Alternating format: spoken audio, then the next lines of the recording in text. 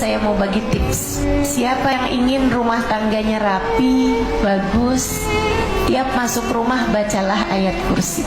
Siapa yang mungkin di rumah tangganya sedang diberi ujian kesusahan ekonomi, tiap masuk rumah baca kulhu al-ikhlas.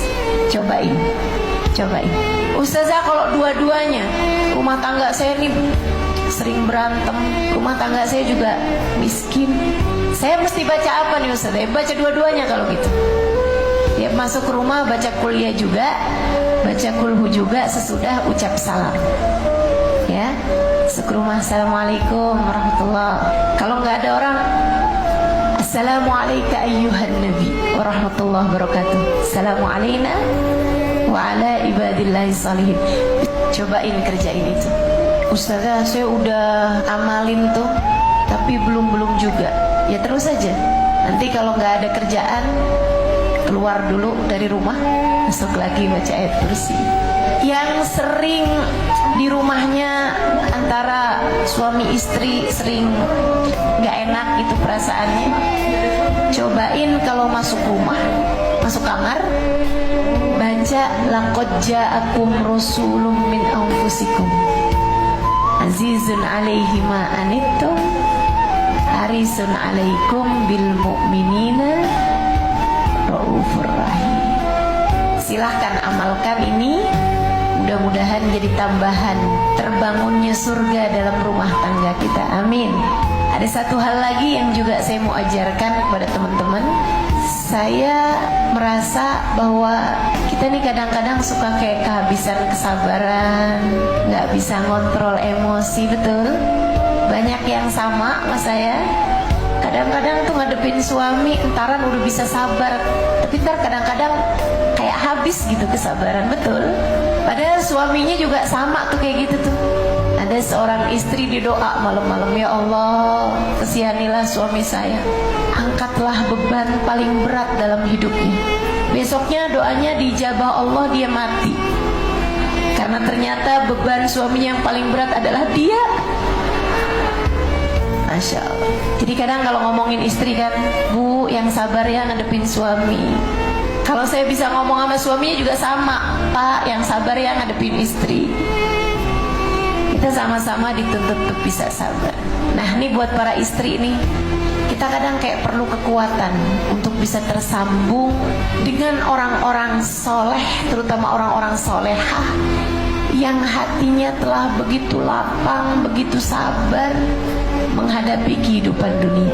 Nih, saya ajarin, begitu habis selesai salam salat, assalamualaikum warahmatullahi, assalamualaikum warahmatullahi, baca surat Fatihah, hadiahkan buat Sayyidah Khadijah, atau boleh juga kamu hadiahkan kepada Sayyidah Fatimah.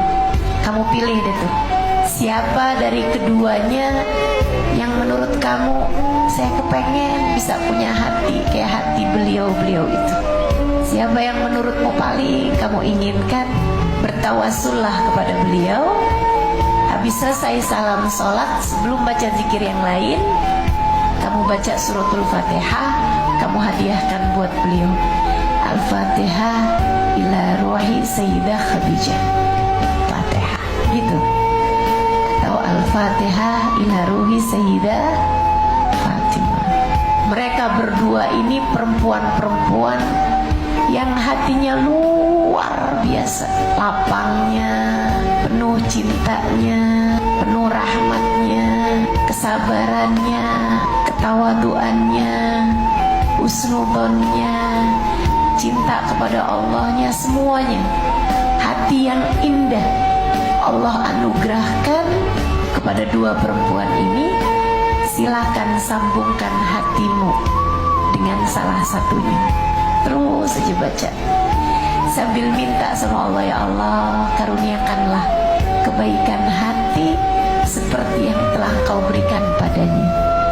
Ya Allah, sambungkanlah hatiku dengan hatinya. Kenapa habis sholat bacanya Ustazah? Karena di dalam sholat kita tuh di akhir tahiyat, kita udah ucap salam sama Allah. Kita bilang at-tahiyatul barakatus salawatut thayyibatu. Terus kita juga udah ucap salam kepada Nabi Muhammad. Assalamu alayka ayyuhan nabi warahmatullahi wabarakatuh. Tambahannya, kita baca Fatihah, kita hadiahkan buat Sayyidah Khadijah atau Sayyidah Fatimah. Dengannya kita sebagai seorang perempuan tersambungkan insya Allah, sehingga mudah-mudahan semua yang hadir di majelis ini jadi perempuan-perempuan yang solehah. Amin.